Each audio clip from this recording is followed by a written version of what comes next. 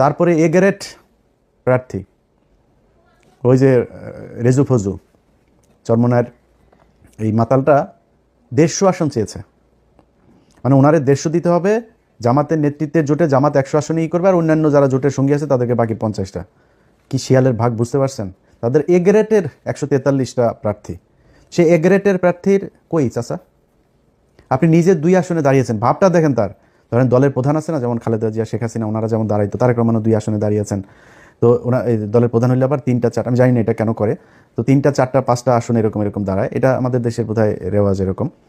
তো উনি ওই ভাবটা ধরতে গিয়েছেন, উনি একটা 2 আসনে দাঁড়িয়েছেন। ওরে বাবা রে বাবা, 2 আসনে দাঁড়িয়ে 2 আসনে উনি হেরে গিয়েছেন। কত বড় এ গ্রেডের ক্যান্ডিডেট আপনি, দলের প্রধান, আপনি বুঝেন?